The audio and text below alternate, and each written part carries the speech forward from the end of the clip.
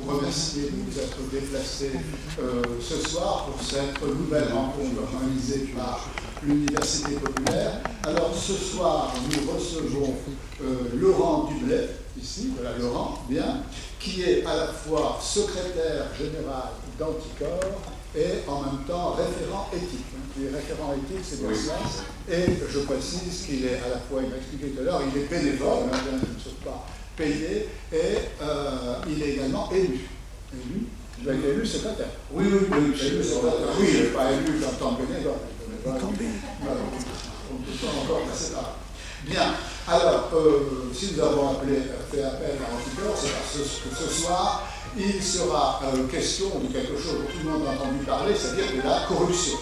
Bien, alors on parle de corruption quand quelqu'un ayant une autorité, soit parce qu'il a été élu, soit parce qu'il a été nommé à un poste à haut fonctionnaire par exemple, profite de sa situation pour, bien entendu, faire passer ses intérêts particuliers avant l'intérêt général auquel, en principe, il doit effectivement se soumettre. Bien, c'est sa mission en tout cas. Alors, j'ai essayé d'énumérer quelques types, mais vous connaissez tous. Hein. Il y a bien sûr les fameux deux sous-tables, nous avons entendu parler de cela. Il y a la fraude, les fausses factures, par exemple. Il y a bien sûr l'extorsion, c'est des menaces, vous savez, ça peut exister. Il y a également le favoritisme, qu'on appelle parfois le népotisme. Bon, d'ailleurs, on a discuté tout à l'heure, on a dit que c'est à la limite précisément du licite et de l'illicite. Il y a ce problème qui va sans doute être abordé tout à l'heure. Il y a bien sûr le détournement de fonds. Il y a aussi les conflits d'intérêts. Nous avons tous en mémoire la famille Balkany, n'est-ce pas, qui avait profité de sa situation pour se payer des chauffeurs et puis entretenir des terrains qu'ils possédaient. Bien, nous avons également le lobbying. Là aussi, le lobbying, à la fois le lobbying, ça peut être justifié d'un certain point de vue, mais ça peut être aussi détourné à des fins d'intérêt personnel. Or, si on énumère tout ça, on sait en même temps que la corruption est assez difficile à détecter. Et effectivement, puisque son principe, c'est le secret, c'est la discrétion, on n'en parle pas. D'où effectivement l'importance, vous savez, il va en être question ce soir, des lanceurs d'alerte. Bon, je rappelle que dans le code du travail, il y a effectivement une protection, je ne me trompe pas, je me dis si je me trompe, bien, des lanceurs d'alerte. Mais on sait que leur situation est souvent difficile et qu'il faut, Anticor intervient souvent pour effectivement défendre des lanceurs d'alerte. Alors, la corruption a à la fois un coût économique et un coût politique. C'est les deux versants qui sont très importants qu'il faut maintenir ensemble. Alors, le coût économique, j'ai trouvé des chiffres, on évalue à 990 milliards d'euros le coût de la corruption en Europe, soit 6,3% du PIB. Et en France, ça monte à 121 milliards d'euros. Vous voyez que cet argent, bien sûr, aurait pu être utilisé à des fins plus utiles, bon, l'éducation nationale, bien entendu, la santé, tout cela. Bon, alors, le coût politique maintenant. Le coût politique, eh bien, c'est que la corruption tend, bien sûr, à déstabiliser les États, parce qu'elle déstabilise notamment la démocratie, entraîne effectivement une méfiance, une défiance, et vous savez que le lien politique repose essentiellement aussi sur un lien de confiance. Ce lien de confiance est rompu, on sait que, eh bien, peut apparaître à ce moment-là le terme dégagisme, tous pourris, on n'y croit plus, on ne va plus voter. Bon, c'est d'ailleurs pour lutter contre ces dangers, eh bien, à la fois financiers et politiques, qu'Anticor a été créé, là, quand tu nous parleras de ça bien mieux que moi, en 2002, tu diras pas qui, etc. Bien, et justement dans une situation particulière qui était celle des élections de 2002 où on avait constaté une forte abstention. Or l'idée a été effectivement que cette abstention est peut-être sans doute due à la présence de la corruption. Et voilà pourquoi le but d'Anticor, c'est de rétablir eh bien, une éthique en politique, bien, et bien sûr agir pour cela, agir en justice pour poursuivre effectivement des affaires bien, de corruption. C'est essentiellement d'ailleurs la mission d'Anticor. Bon, pour cela d'ailleurs, c'est pas tout repos, parce que vous avez sans doute entendu parler de ce qui s'était passé. Anticor bénéficie d'un agrément auprès de la haute autorité pour la transparence de la vie publique, mais cet agrément lui avait été retiré suite à une affaire, l'affaire Colère. Bien, je sais pas, il y avait un lien avec l'affaire Colère, il lui avait été retiré en 2022, et heureusement, cet agrément lui a été donné in extremis, il faut le dire, puisque c'était au moment où il y a eu la dissolution, et Attal, juste avant de partir, a signé effectivement l'agrément. Alors, on pourrait parler bien sûr des affaires qui ont été suivies, je crois que vous avez tous entendu parler, mais ça peut-être il y aura des questions là-dessus. Les affaires les plus célèbres, c'est une affaire qui est encore en cours en ce moment, c'est l'affaire Libyenne, avec bien sûr Sarkozy. Il y a eu l'affaire effectivement IBM SNCF, bien, et il y a aussi une affaire en cours, je crois, c'est l'affaire Jean-François Copé, pour cette histoire, n'est-ce pas, de chauffeurs et de voitures qu'il se serait attribué indûment. Alors, je ne pourrais pas terminer à donner la parole, mais sinon je veux signaler une chose un peu plus gaie, eh bien, c'est que chaque année, Anticor organise une cérémonie de prix, eh bien, où on donne un prix à la fois d'éthique pour quelqu'un qui a été remarqué pour sa probité, n'est-ce pas, et également un prix de la pantoufle. Alors, la pantoufle, c'est le pantouflage, bien, quelqu'un qui effectivement, vous savez bien, profite d'avoir été dans les affaires pour ensuite, d'avoir été, au gouvernement pour ensuite effectivement entrer dans les affaires, ou l'inverse d'ailleurs, bien. Et puis aussi, plus drôle, le prix de la casserole. Le prix de la casserole, c'est bien sûr pour remarquer, vous voyez bien, quelqu'un qui a effectivement s'était remarqué pour justement ne pas être très éthique. Et cette année, en 25, c'est en janvier, je crois, qu'on a eu la cérémonie, en janvier, le prix de la casserole a été attribué à Aurore Berger pour sa proximité avec la déléguée générale du lobby des crèches privées. Voilà, alors maintenant, on a un peu ici le bar dans lequel nous sommes, voilà, je vais donc te donner la parole, Laurent. Voilà, alors vous connaissez le principe, hein. Laurent a exposé un peu, donc en parler de pas et d'Anticor, et ensuite, comme nous souhaitons, bien sûr, c'est qu'il y ait un débat avec la salle. Je crois que cette histoire de corruption doit effectivement solliciter beaucoup de questions. Voilà, Laurent, je te cède la parole. Merci. Donc, bonsoir. Je vais revenir un peu sur ce que tu viens de dire sur Anticor. Alors, effectivement, Anticor a été créé en 2022 suite aux résultats de 2022. 2022, c'était un peu traumatique pour nous, c'est pour ça. Nous avons été créés en 2002 suite aux résultats de l'élection présidentielle où Jean-Marie Le Pen est arrivé au second tour de l'élection présidentielle. À cause d'une très forte abstention, mais aussi, je ne sais pas si vous vous souvenez de son discours de l'époque, qui était de dire le Front National c'est tête haute et impropre, puisque le Front National était un des seuls partis qui n'était pas impliqué dans des affaires au sens large du terme. Le Parti Socialiste, quelques années auparavant, on avait eu le Bacaco et les emplois fictifs de la ville de Paris qui étaient sortis à ce moment-là. Et à partir de ce moment-là, certains élus se sont réunis, notamment, et puis les magistrats aussi, et ont décidé de créer Anticor, c'est-à-dire des élus unis contre la corruption. À l'origine, Anticor était une association uniquement d'élus, qui a été créée par le GFN, dont vous avez entendu parler, j'imagine, et par Cédric Dessier, qui à l'époque était élu de mémoire, je crois que c'était à Clichy, et était également assistante parlementaire. Et en estimant que la corruption, alors je reviendrai tout à l'heure sur ce terme parce que la corruption regroupe un très grand nombre d'infractions pénales. Donc Cédric Dessier, le juge FN et les élus qui les ont suivis ont considéré que la corruption portait atteinte à ce lien de confiance qui doit exister entre les élus et leurs mandants, c'est-à-dire les électeurs, les concitoyens, et que ça pouvait porter atteinte à la démocratie, qui s'illustrait notamment par l'arrivée au second tour de l'élection présidentielle de Jean-Marie Le Pen.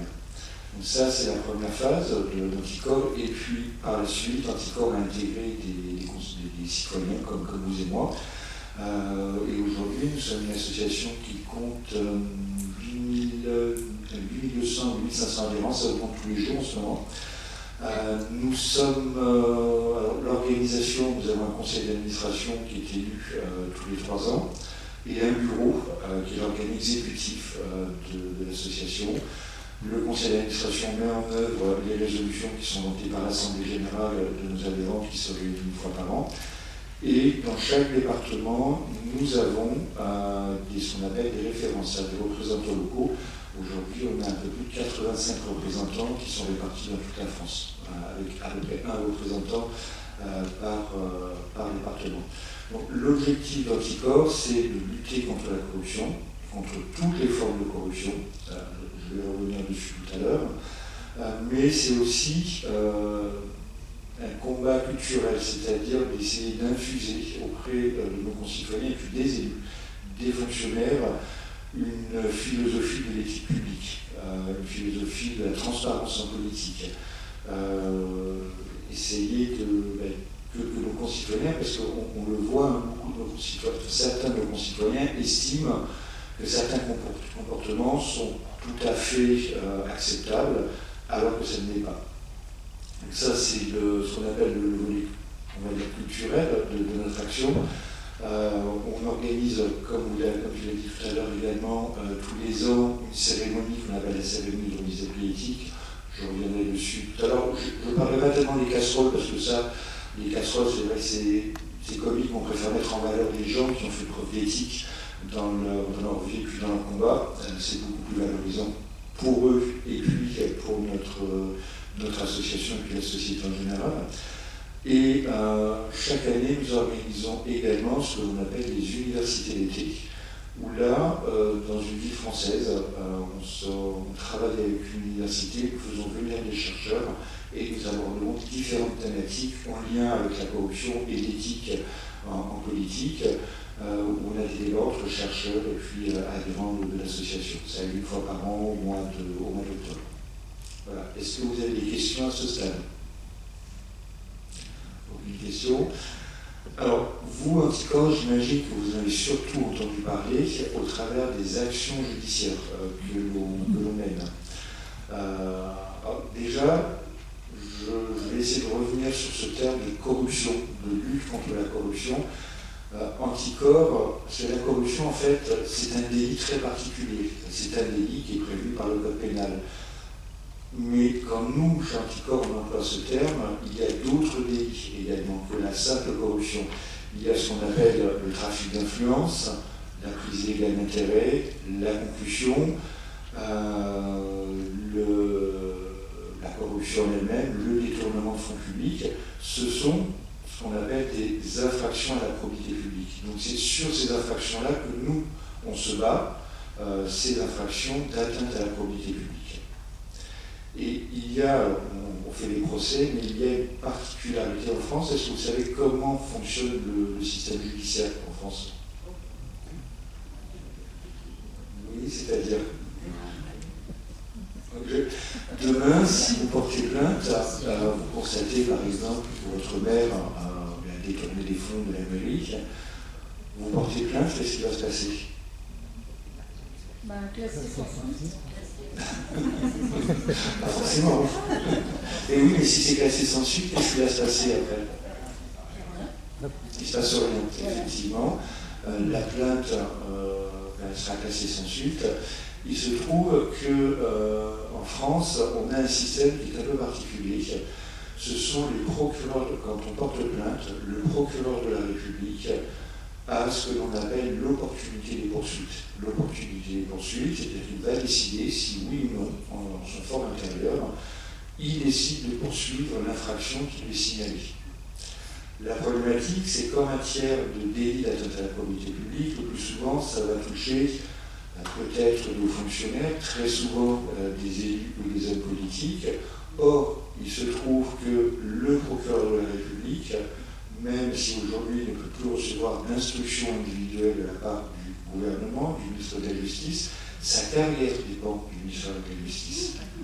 C'est-à-dire que vous imaginez bien qu'un procureur de la République qui veut évoluer, par exemple un jeune substitut ou un jeune procureur de la République qui veut évoluer dans sa carrière, hésitera à mettre en cause des membres du gouvernement, par exemple pour des affaires de détournement de fonds publics ou de corruption.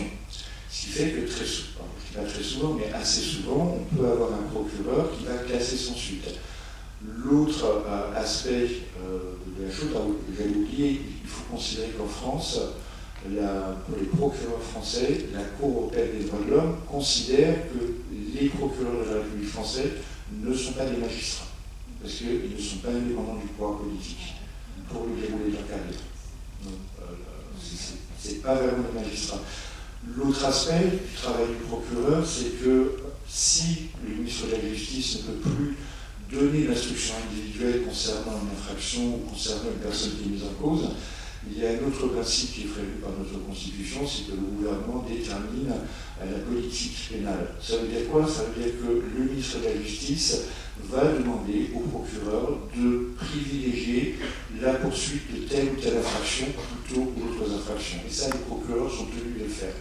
Aujourd'hui, la priorité du ministère de la Justice, c'est un jugement de valeur qui donne, c'est tout à fait normal qu'il le fasse, privilégie les violences sexuelles, les atteintes aux personnes et le trafic de drogue. C'est aujourd'hui, quand on interroge les procureurs, c'est les instructions qui leur sont données.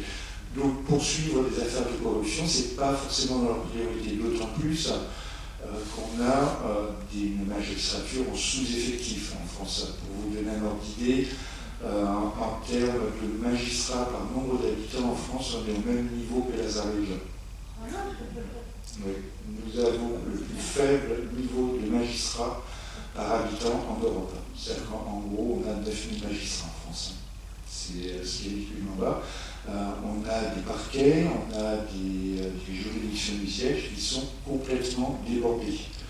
Donc effectivement, un parquetier, quand il se retrouve confronté à une affaire de corruption, il va préférer poursuivre les délits sur lesquels on lui a demandé d'agir. Je vais maintenant revenir sur ces délits de corruption lorsque vous allez porter plainte pour une affaire de corruption. Vous n'avez strictement aucun recours. En revanche, si demain, vous êtes victime d'un cambriolage, vous avez identifié, j'essaie d'être le plus simple possible pour que vous compreniez, si demain vous êtes victime d'un cambriolage et que vous avez identifié le cambrioleur, vous allez aller porter plainte auprès du procureur de la République en disant, voilà, monsieur X m'a cambriolé, je sais que c'est lui, je veux que vous poursuiviez. Le procureur peut dire, d'accord, je poursuis, ou peut décider de ne pas poursuivre. Dans ces cas-là, vous avez un recours, parce que vous êtes la victime. Vous avez la possibilité de vous constituer, ce qu'on appelle de vous constituer partie civile, c'est-à-dire d'obtenir la saisine d'un juge d'instruction qui va diligenter une instruction, une judiciaire, qui renverra le cambrioleur devant un juge du siège qui le jugera et qui lui infligera une peine de prison. En matière de corruption, vous allez porter plainte, et bien vous ne pouvez pas vous constituer partie civile, alors que vous êtes les premières victimes de la corruption. Parce que la corruption, c'est quand même nos impôts. C'est avec nos impôts que ça se finance, et avec notre travail. Alors que les citoyens sont les premières victimes de la corruption, mais ne peuvent pas se constituer partie civile. Il n'y a que les associations qui ont reçu un agrément de la part du gouvernement qui peuvent se porter partie civile, c'est-à-dire obtenir, dans les affaires d'atteinte à la probité publique, qu'un juge d'instruction soit saisi. Ce que nous on fait chez Anticor, quand on constate qu'un élu a eu un comportement contraire aux dispositions du code pénal, on va porter plainte, et si le parquet ne poursuit pas, on se constitue partie civile pour que la personne mise en cause soit poursuivie et puis soit ensuite renvoyée devant une juridiction de jugement. Oui. Par contre, la personne qui est incriminée dans ce cas-là, elle peut porter plainte contre la personne que l'on a incriminée pour diffamation. Pour dénonciation calomnieuse. Ah, dénonciation calomnieuse. C'est la dénonciation calomnieuse. Oui, alors là, c'est encore plus grave. Enfin, chez Anticorps, on n'a jamais fait l'objet d'une plainte pour dénonciation calomnieuse, sauf de la part de Benalla. Voilà. C'est le seul qui a, à ma connaissance, hein, je n'ai pas la science infuse, mais de mémoire, c'est le seul qui a porté plainte pour dénonciation calomnieuse contre nous pour l'histoire des contrats russes qui avait passé avec des oligarques russes. Donc, au niveau de l'article 40,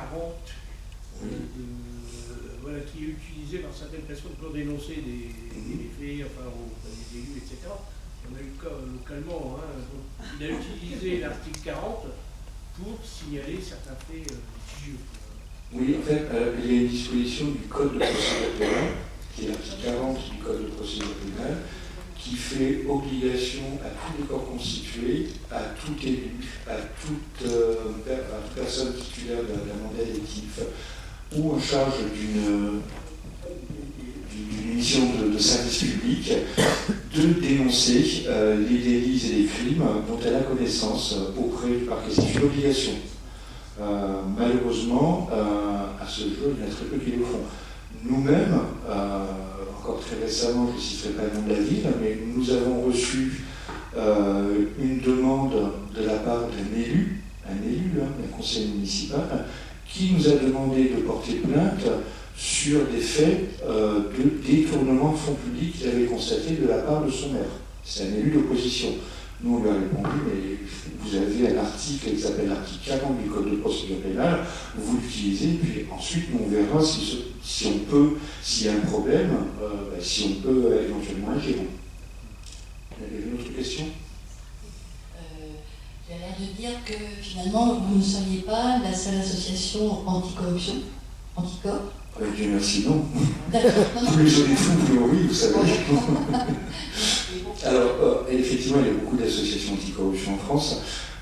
En revanche, il n'y a que 3 associations qui ont cet agrément qui permet de se constituer partie civile, c'est-à-dire donc de réellement poursuivre les personnes qui ont des comportements contraires à l'éthique publique et puis qui commettent des infractions pénales. Il y a aujourd'hui Transparency International. Transparency International n'utilise pas tellement cet agrément, fait très peu d'actions judiciaires. Eux sont plus sur des actions de mise en conformité de la part des entreprises, par exemple. On a Chapa, c'est une association qui, elle, a une action plus dirigée vers la corruption en lien avec les droits de l'homme. Par exemple, Chapa est à l'origine de la poursuite du cimentier Lafarge, qui a travaillé avec Daesh en Syrie. Mais c'est pareil, ce ne sont pas des associations qui font beaucoup d'actions judiciaires. Là, aujourd'hui, ils sont avec nous, c'est historique, c'est la première fois. Sherpa, Transparency International et Anticorps, nous sommes partie civile, tous les 3, avec la même avocate, dans le procès du financement libyen de la campagne électorale de Nicolas Sarkozy. C'est la première fois que ça arrive. Mais Anticorps, on peut dire qu'aujourd'hui, c'est la seule qui a autant d'affaires, c'est-à-dire qui a initié autant de procédures judiciaires. Aujourd'hui, on a près de 160 dossiers, 160 procédures en cours, sans compter les signalements qui sont faits par nos référents locaux contre des élus locaux. D'autres questions ? Oui. Oui, bonsoir. Bonsoir. Je voudrais savoir, vous avez commencé par dire que c'est 2002. Ce que je voudrais savoir, est-ce qu'il y a d'autres raisons qui ont justement participé à la création d'Anticorps, ou est-ce qu'il fallait attendre les résultats de 2002 pour j'allais dire, engager la réflexion? Est-ce qu'il y avait des causes avant?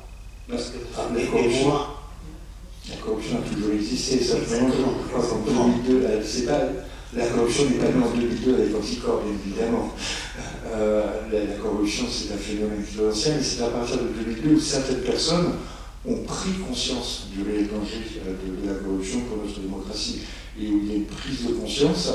Il faut savoir une chose, c'est que quand l'association a été créée en 2002, par des élus, je répète, la presse, les médias ont rayonné des créateurs d'anticorps. On leur a dit qu'il faut lutter contre la corruption, mais pour qui vous prenez, vous n'y arriverez jamais. C'est juste pas possible. Et puis à force de se battre, on est arrivé à des résultats. On n'a pas éradiqué la corruption. Malheureusement, je ne crois pas que ce soit possible. Mais on arrive. Pouvoir et corruption, c'est pas moi qui disais, c'était Emmanuel Kant, c'est quelque chose qui sont intimement, ce sont deux phénomènes qui sont intimement liés. Le pouvoir par nature corrompt. Après, il faut mettre des garde-fous en place. Et l'anticorps est à ces garde-fous, est un garde-fou citoyen qui permet de poursuivre les élus mis en cause, mais aussi d'influer cette culture de l'éthique publique auprès de tous nos concitoyens. C'est aussi cette action-là, elle compte aussi énormément pour nous. On est avant tout une association citoyenne. Oui, j'essaie de voir encore. Oui, comment êtes-vous au courant des affaires? Vous avez des lanceurs d'alerte? Vous avez un réseau? Vous êtes tous avez mis sur des l'écoute. locaux, bien sûr. Vous êtes tous mis sur l'écoute. Et puis... Alors, on a... Et puis, la deuxième question, c'était la notion d'impartialité. Parce que j'imagine que vous frappez partout. Alors, Tous les bords politiques. Ah oui, enfin, pour répondre à la première question, comment est-ce que l'on initie les procédures? On a deux types d'informations qui nous remontent. Très souvent, ce sont les médias, tout simplement. On a de très bonnes relations avec les médias, on lit beaucoup les médias, on les écoute énormément, et qui parlent de soupçons sur certains hommes politiques. Par exemple, sur l'affaire Collère, je crois que c'était un article de Mediapart qui nous a éveillés, qui a attiré notre attention et qui nous a amené par la suite à porter plainte. L'autre source d'information que l'on a, ce sont nos référents locaux. En local, je vous l'ai dit, nous avons, dans chaque département, nous avons un référent et qui eux-mêmes reçoivent des informations de la part de citoyens qui sont révoltés ou qui ont connaissance de faits relatifs à la corruption. Alors, on reçoit énormément d'alertes. Beaucoup ne sont pas du tout dans l'entreprise sociale. On reçoit aussi beaucoup de choses complotistes, mais on ne fait pas attention. Ça, ce sont les principales sources de nos informations. Oui. Et puis, on a aussi des lanceurs d'alerte qui peuvent nous alerter. On travaille, enfin, on a fondé, on fait partie des associations fondatrices d'une autre association. Aujourd'hui, on a une représentante d'anticorps au sein du bureau de cette association et de son conseil d'administration qui s'appelle la Maison des lanceurs d'alerte, qui protège les lanceurs d'alerte, qui offre aux lanceurs d'alerte une protection juridique, voire financière parfois quand ils sont en difficulté. Et on a aussi pas mal d'alertes de la part de lanceurs d'alerte. Oui. Aurait-vous l'occasion de parler de certains constats de la Cour des comptes qui débouchent sur la saisie de la Cour de discipline budgétaire et financière? Parce que je m'interroge dans ce cas-là sur le lien entre le civil et le pénal et votre éventuelle intervention, au-delà de faire rembourser ou le pénal. Alors, nous, on a effectivement beaucoup d'affaires aussi qui font suite à des rapports des chambres régionales des comptes. Je peux vous en citer deux éléments sur lesquels on était occupé, qui étaient deux affaires. Une première affaire qui était à Nîmes, qui concernait une société d'économie mixte avec plusieurs millions d'euros qui ont été détournés. Malheureusement, tous les faits ont été prescrits parce que la procédure judiciaire a duré 18 ans. Et ce n'est qu'au moment où nous, on s'est constitué partie civile, hop, comme par hasard, il y a eu un renvoi devant la juridiction du jugement.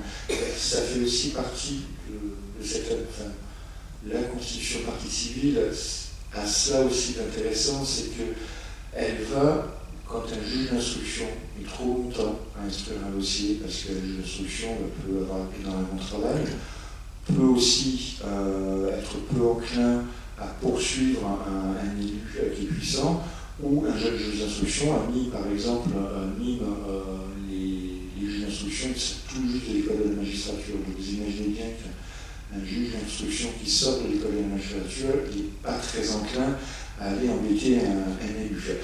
Donc la procédure a duré, et l'avantage de se porter partie civile, c'est que nous, on va agir un peu comme un aiguillon sur le juge d'instruction, en lui demandant d'accomplir les actes, et puis en demandant à ce que le prévenu soit renvoyé devant une juridiction de jugement. Et pour les rapports des chambres régionales des comptes, on travaille beaucoup avec. On a bien une bonne dizaine d'affaires qui font suite à des rapports. Oui, parce que la problématique est que les chambres régionales des comptes, normalement, comme tout droit constitué, quand ils constatent un délit, normalement, ils sont censés saisir le procureur de la République en vertu de l'article 40. Et ce qu'on constate, c'est qu'ils ne le font pas très souvent. Parce que, alors, quand on leur demande, nous, on ne peut pas qualifier pénalement les faits. Vous avez quand même une idée, quand vous voyez qu'il y a une irrégularité, vous avez quand même une idée qu'il y a une infraction qui a été commise, donc vous pourriez saisir le procureur de la République en vertu de l'article 40 du Code de procédure pénale, mais malheureusement, ils ne le font pas. Il y avait d'autres questions? Oui. Ma question, c'est sur la corruption active et passive. C'est-à-dire que les élus, vous parlez, si j'ai bien compris, principalement de probité publique, bon, mais les possesseurs de capitaux offrent de la corruption, enfin cherchent à corrompre aussi. Est-ce que ça rentre dans votre action? Oui, vous épluchez les comptes des sociétés pour voir combien il y a de fric qui a été distribué. Alors, je vais revenir sur cette notion de corruption, parce que ce que je vous disais, la corruption, c'est un délit très spécifique. C'est-à-dire que on imagine, vous êtes élu, vous êtes le maire d'une commune, et puis je vais vous donner de l'argent pour que vous m'attribuiez un marché public. Là, je vous corromps, c'est-à-dire que je vous donne de l'argent en échange de quelque chose. D'accord ? En revanche, on a d'autres formes de corruption qui ne s'appellent pas de la corruption en soi. On a ce qu'on appelle la prise illégale d'intérêt. Ça, c'est le délit avec lequel on a le plus à faire. Ce qui est prévu par l'article 432 du Code pénal. Est-ce que vous avez déjà entendu parler de ce délit de la prise illégale d'intérêt? Tous les jours. Tous les jours. Est-ce que vous pouvez me dire en quoi ça consiste pour ceux qui m'ont répondu? Je crois que Colère est poursuivi pour prise illégale d'intérêt. Tout à fait, oui. Je vais vous raconter l'histoire d'Alexis Colère. Alors, je ne peux pas dire qu'Alexis Colère a commis une prise illégale d'intérêt, parce que je suis dans la procédure de diffamation. Pour l'instant, pardon? Oui, c'est filmé, ça va aller sur YouTube. Alexis Colère est innocent. On est d'accord, il bénéficie de la présomption d'innocence, il n'a absolument rien fait d'illégal. En revanche, nous, Anticorps, on a porté plainte pourquoi? Et là, ça va être une illustration de cet autre délit d'atteinte à la probité publique, qui est la prise illégale d'intérêt. Alexis Colère, c'est un haut fonctionnaire. C'est de mémoire, parce que l'affaire, je ne connais pas toutes les affaires d'Anticorps. C'est un haut fonctionnaire. En tant que haut fonctionnaire, il siégeait il siégeait au sein de l'agence des participations de l'État. Est-ce que vous savez ce que c'est? C'est en fait, pardon? Des participations de l'État. L'État, vous le savez, a des parts sociales d'entreprises privées. Et c'est une agence qui gère, on va dire, ces parts sociales. Et quand il y a un conseil d'administration, l'agence envoie un représentant de l'État siéger au conseil d'administration de ces entreprises. Dans ce cadre-là, Alexis Colère a siégé au conseil d'administration c'est la société STX, mais c'est aussi les anciens chantiers de l'Atlantique. Vous savez, c'est cette entreprise qui construit de très gros bateaux, les bateaux de croisière à Saint-Nazaire, un des premiers constructeurs navals, je crois, en Europe, et même dans le monde, c'est des principaux. Et donc il a siégé au conseil d'administration en tant que représentant de l'État au sein de cette société, ça a été amené à prendre des décisions a voté des délibérations qui concernaient STX, ce qui est normal en tant qu'administrateur représentant l'État. Il a fait la même chose dans une autre société qui s'appelle le Grand Port Autonome du Havre. Dans le cadre de ses fonctions, il aurait voté, pour le conditionnel, il aurait voté des décisions qui concernaient ou qui impactaient une société qui s'appelle la société MSC. MSC, c'est le Mediterranean Shipping Cruise, c'est une société, le deuxième ou troisième armateur mondial. Vous avez dû voir les publicités croisées à MSC à la télé. C'est le deuxième ou troisième armateur mondial.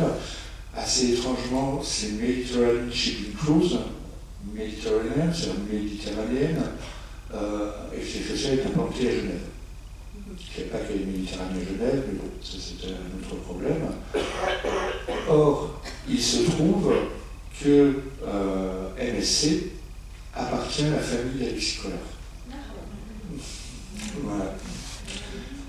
Donc vous voyez là où il peut y avoir le prise illégale d'intérêt, où il pourrait y avoir une prise illégale d'intérêt. C'est-à-dire qu'en fait, Alexis Collard aurait voté des décisions en tant que représentant de l'État au sein d'un conseil d'administration, mais qui concernaient une société appartenant à sa famille. C'est-à-dire qu'en fait, il y avait un conflit d'intérêts.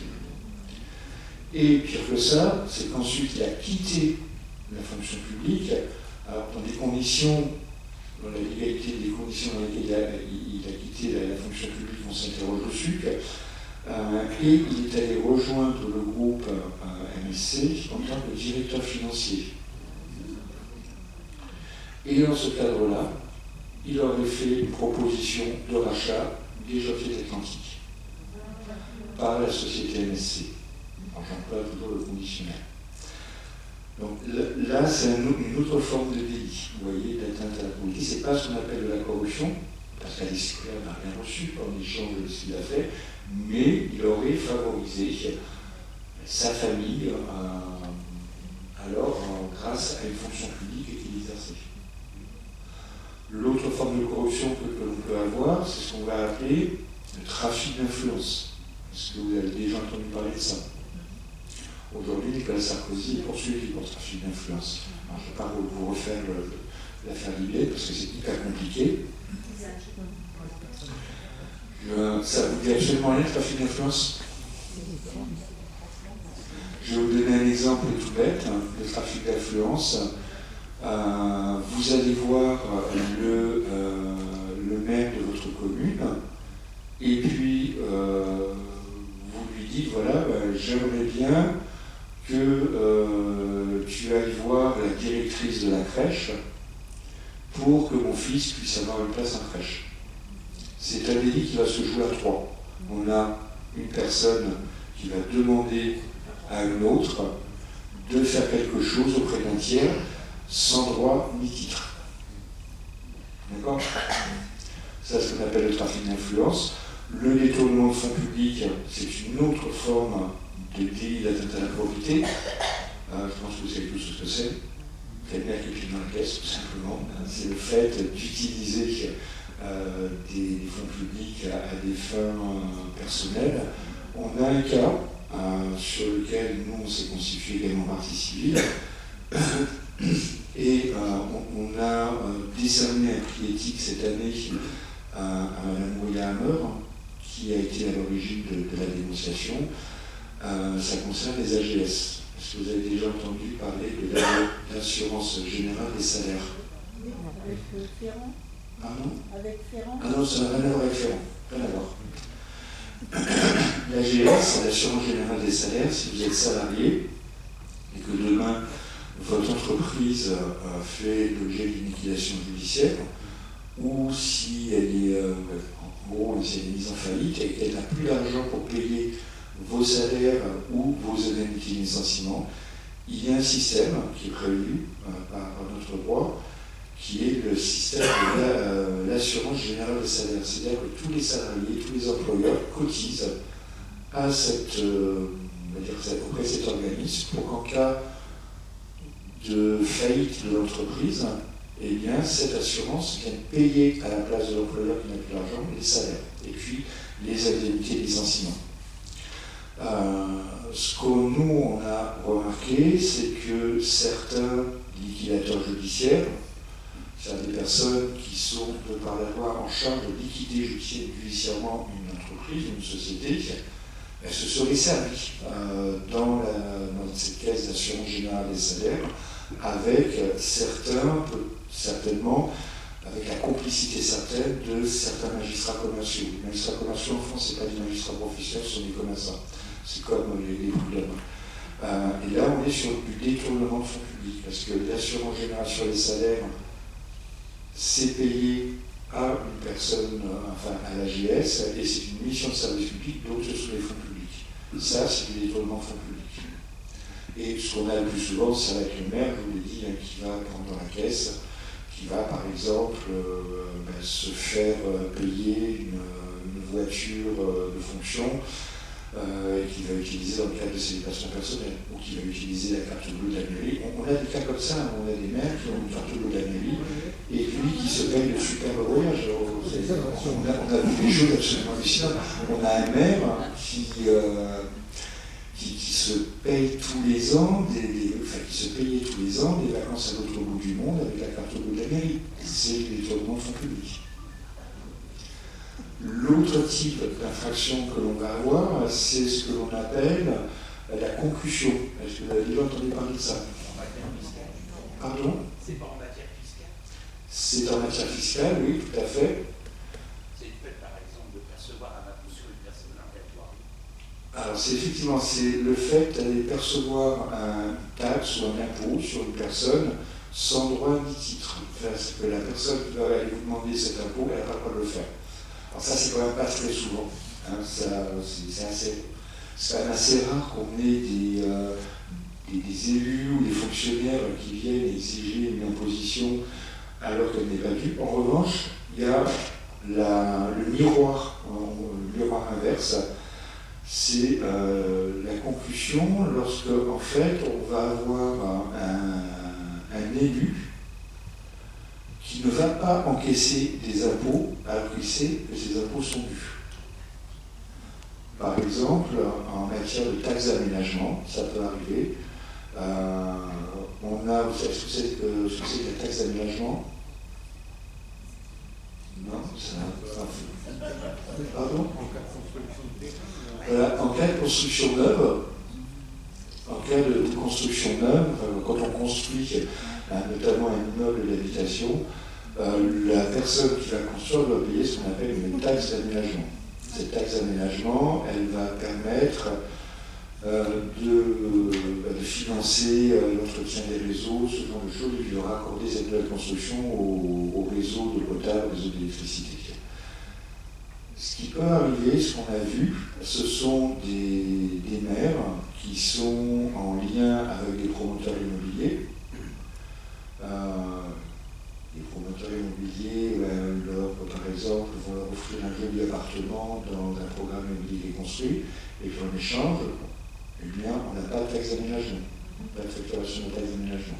Ça s'appelle de la corruption. Bon, là, en plus, il y a de la corruption. En général, quand ces délits, en dehors de la prise d'égalité d'intérêt, c'est ces délits qu'on rencontre le plus souvent, en dehors de ces délits, les délits d'interpolité publique qui vont toujours par pair voir entre tête.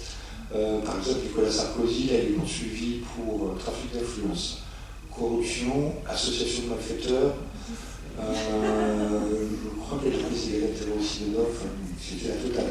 Là, ça se cumule, toutes ces infractions. C'est assez rare que ça aille tout seul. Voilà. Je crois que j'ai fait le tour des infractions, détournement de fonds publics, prise d'égalité d'intérêt, corruption, trafic d'influence et concussion.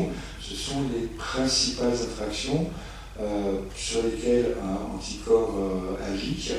Alors pourquoi ce sont ce sont même les seules infractions? Pour quelle raison? C'est parce qu'en fait, il y a cette histoire d'agrément. Je vous ai dit tout à l'heure qu'il n'y a que des associations qui ont un agrément qui peuvent se porter partie civile.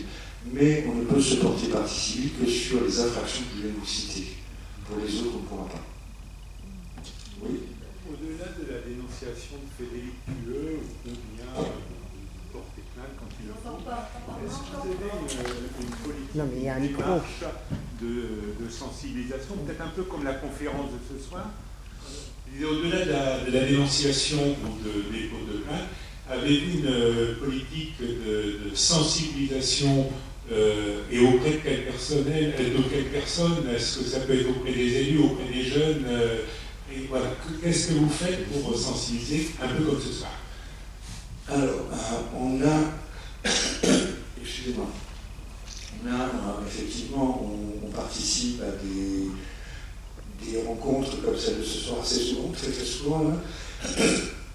On a ce que nous appelons une commission éducation également, c'est-à-dire qu'on va dans les lycées, on va dans les collèges, où on a inventé, merci, nous avons créé des jeux de cartes, des jeux pour les enfants, qui les sensibilisent à la corruption, avec parfois des choses qui sont assez rigolotes, hein, où on voit des gamins qui se retrouvent dans la position du corrompu, mais qui en veulent encore plus. C'est d'ailleurs c'est rigolo, mais ça les sensibilise à ces problématiques. On intervient également dans les universités, à la demande des universités. On avait créé ce qu'on appelait un diplôme universitaire, un DU d'éthique publique à l'université de Clermont-Ferrand, qui n'a pas eu grand succès, qui n'a pas eu suffisamment d'inscrits, donc qui s'est arrêté malheureusement. Donc s'il y a des profs d'université ici qui sont prêts à mettre en place un DU d'éthique publique à Amiens, on est preneurs. Voilà. On a ça, on organise également, je vous ai dit, ces universités d'été qui ont pas mal de succès. Et puis, on a nos référents qui organisent des réunions sur place. On participe beaucoup à des projections de films. Là, actuellement, on organise un peu un tour de France avec ce film qui s'appelle Personne ne comprend rien. Je ne sais pas si on en a parlé. Donc, on a mis des débats suite à ces films. J'étais à Tours la semaine dernière. Après, je suis allé à Cabourg, en Fleur, pour animer ces projections de films. Et puis l'année dernière, il y a 2 ans, il y avait également un autre film qui s'appelait La très grande évasion, je ne sais pas si vous l'avez vu aussi, toujours du même Yann Cargoat, pour lequel on a fait beaucoup d'animation. Là, on est également sur un projet de série. De séries télévisuelles, on en est pour l'instant au projet. Qu'est-ce qu'on fait d'autre actuellement? On a et puis bientôt, là, on va mettre en place ce qu'on appelle un tour de France, où vous allez nous voir avec une estafette faire le tour de France de tous les petits villages pour parler d'anticorps, pour parler de corruption sur les marchés, sur les manifestations, et on va organiser des projets de films. Ça fait partie de notre combat culturel aussi, qui est aussi important, sinon même plus que le combat judiciaire, parce que si Anticorps se contentait du combat judiciaire, ce serait comme ici dans le plateau de l'année. On n'arrive jamais à combattre tellement la corruption. C'est vraiment en faisant prendre conscience à nos concitoyens des enjeux de la corruption que l'on pourra y arriver. Et puis on a une action aussi au niveau international, puisqu'on fait partie de l'UCAC, de la coalition UCAC. La coalition UCAC, c'est une association au niveau mondial qui regroupe des associations de lutte contre la corruption. Et on regarde comment les États appliquent la convention ONU sur la lutte contre la corruption. Et on fait également des propositions pour améliorer la lutte contre la corruption. Bon, sachant que là, on a quand même un gros problème, c'est que Trump vient carrément nous dire que les entreprises américaines peuvent y aller et corrompre comme elles le veulent. C'est complètement contraire aux engagements internationaux des États-Unis, mais bon, c'est... voilà. Et puis aussi, on a été invité très récemment l'année dernière, moi je suis allé à Budapest pour parler des libertés de la presse. On est invité vraiment assez souvent à participer à des conférences et manifestations. Oui. Alors, je suis désolée, c'est une question qui vous fait remonter au début de votre intervention. Vous avez dit le procureur procureur décide de classer ou non. Alors, il peut décider, il n'y a pas un minimum d'enquête nécessaire en amont de sa décision, c'est-à-dire juste sur la dénonciation, c'est lui qui décide de poursuivre ou non. Oui, tout à fait. D'accord. Et en fait, quand nous, on va déposer plainte en tant que personne, on est auditionné, ça peut prendre un temps certain, il y a une rédaction d'un procès verbal, et c'est sur ceci qui va s'appuyer. Donc en fait, la manière de prendre la plainte par les forces de l'ordre peut influer ou non la décision du procureur. Exactement. Et par exemple, aller porter plainte pour cambriolage, vous verrez ce qui va devenir votre plainte. La plupart du temps, la plainte sera classée sans suite. Et pourquoi? Parce que, à moins de vous appeler, je ne sais pas moi, je ne vais pas donner de nom politicien, mais à moins de vous appeler monsieur ou madame X très connu, là, il y aura une enquête préliminaire, qui sera diligentée par le procureur. Il y aura des actes d'enquête pour essayer d'identifier l'auteur de l'infraction, mais vous, en tant que... non, mais en tant que Madame X, moi, en tant que simple Laurent, je vais aller porter plainte parce que on m'a cambriolé chez moi.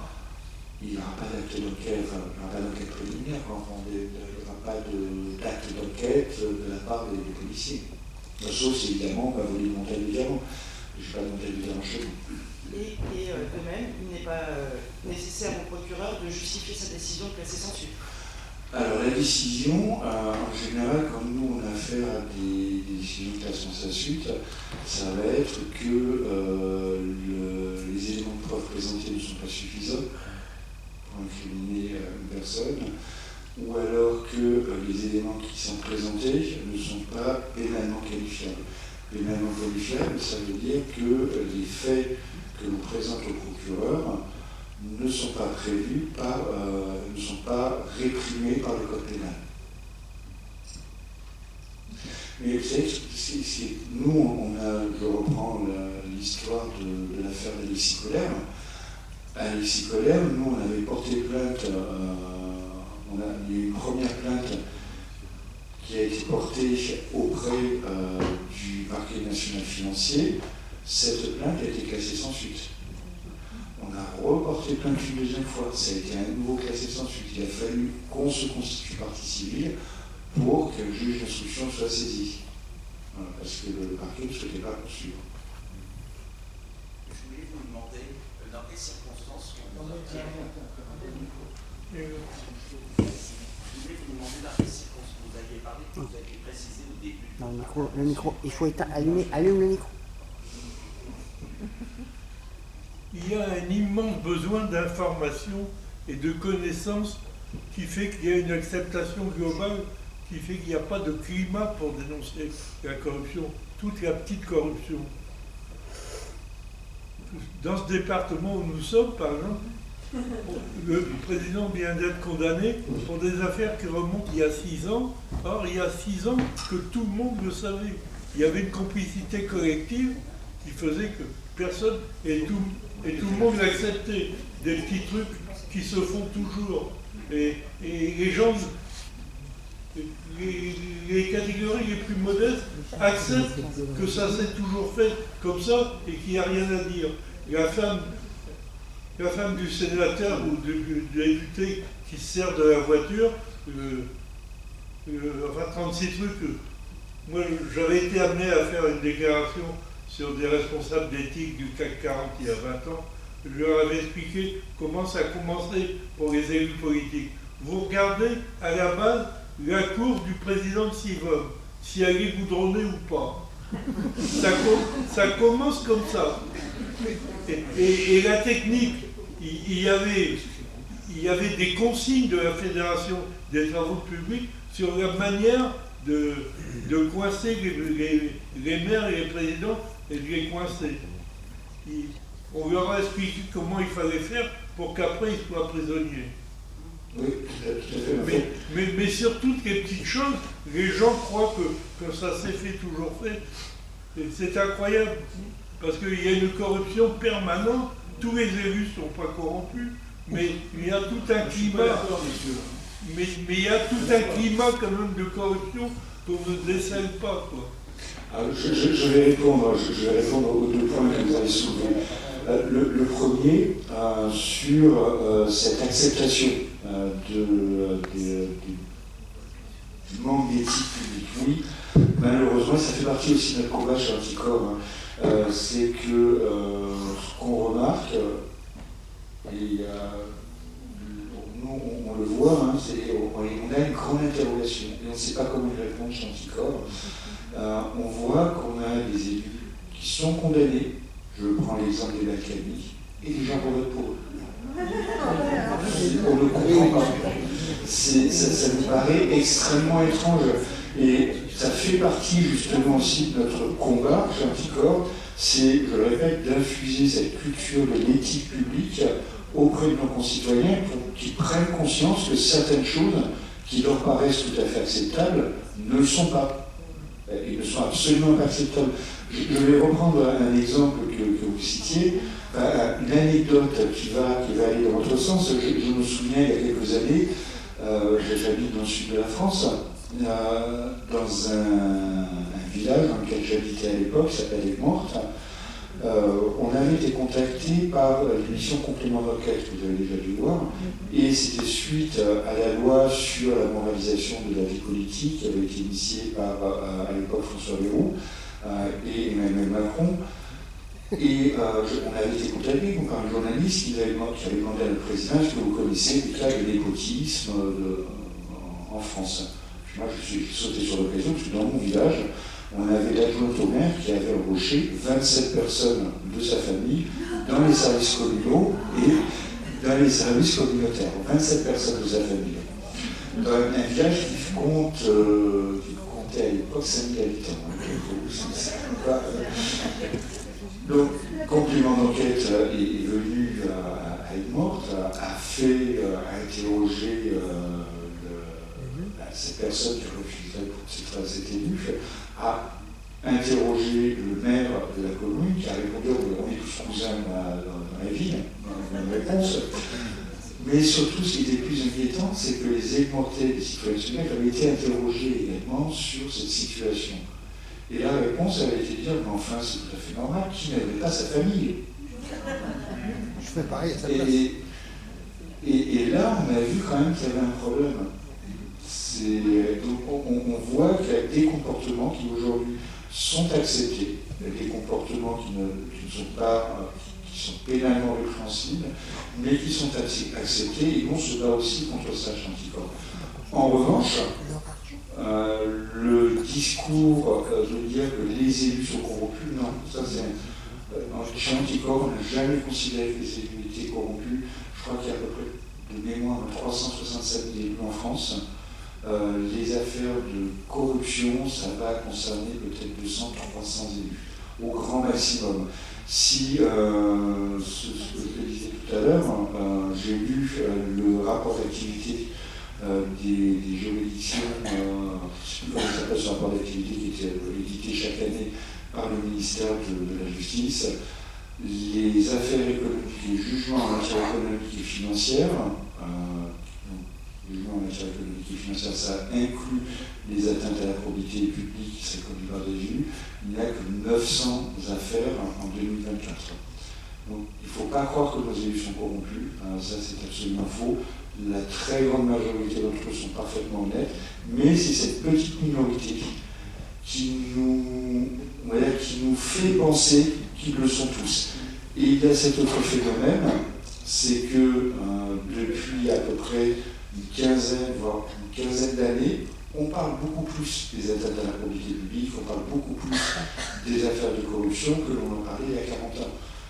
La corruption existait tout autant sous le général de Gaulle, mais il n'y a jamais une affaire de corruption qui est sortie.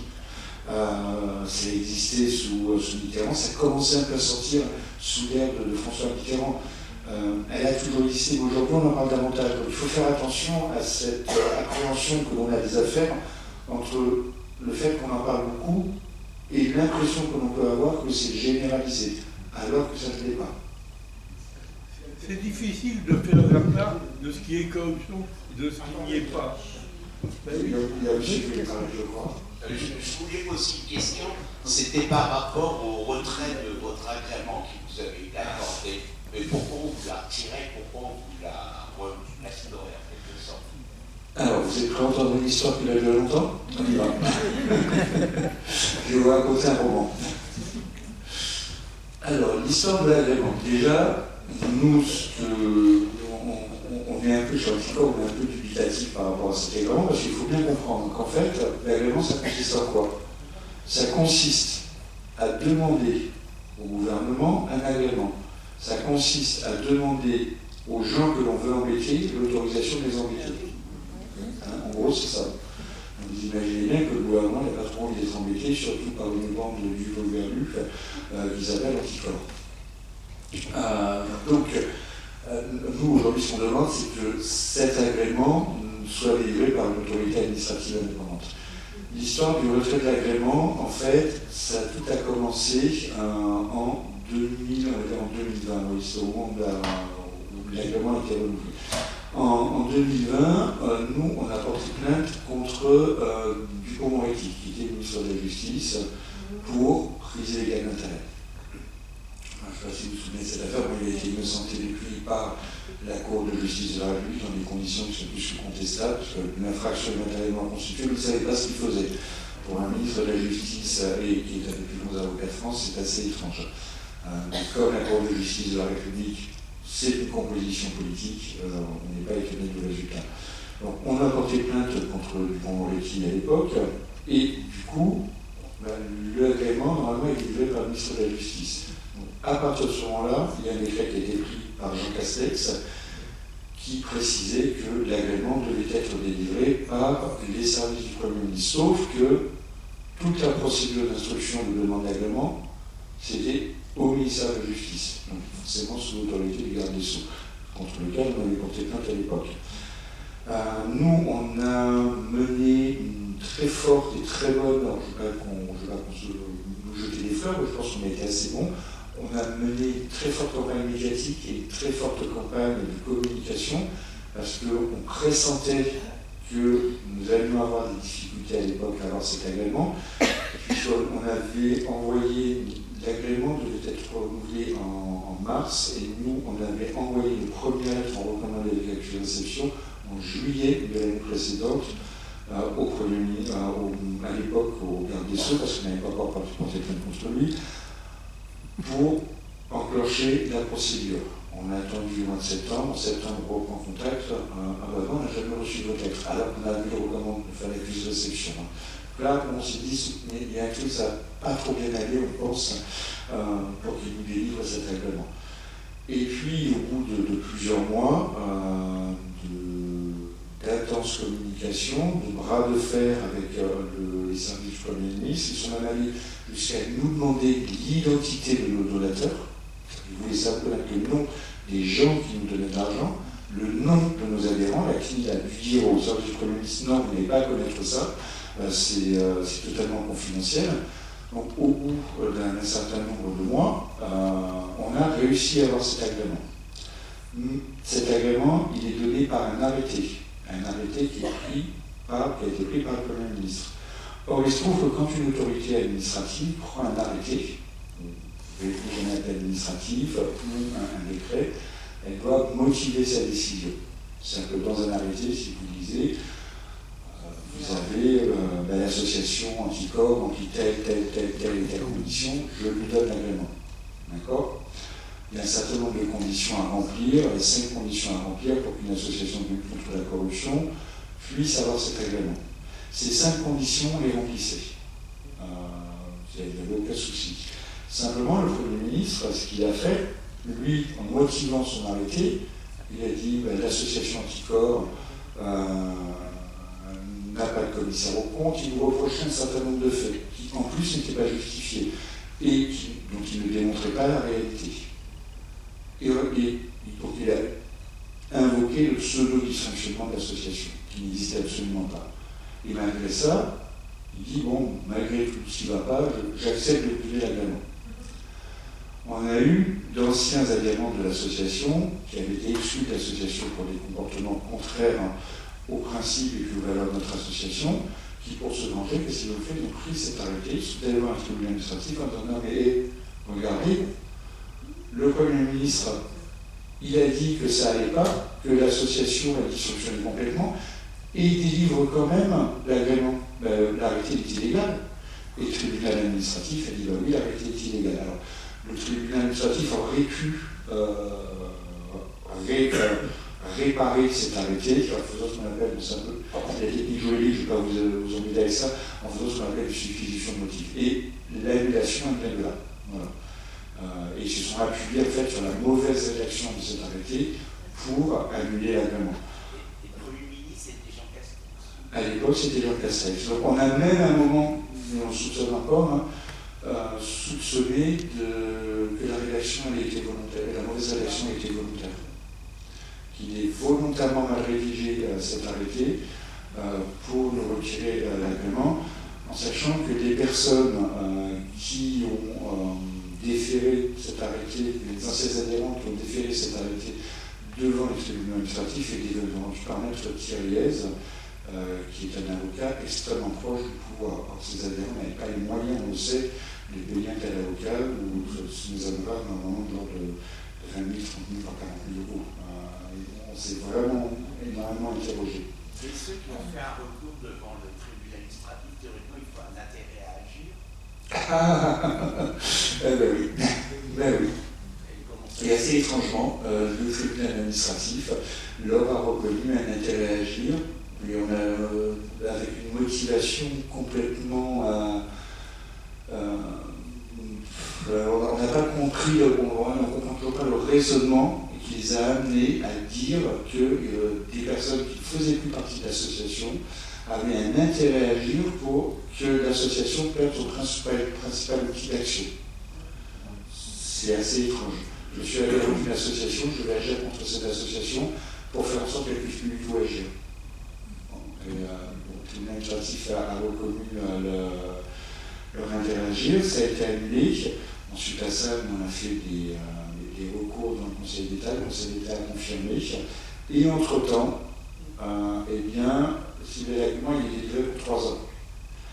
Donc l'agrément annulé, il était en toute état de cause arrivé à échéance, on a refait une nouvelle demande d'agrément auprès des services du Premier ministre.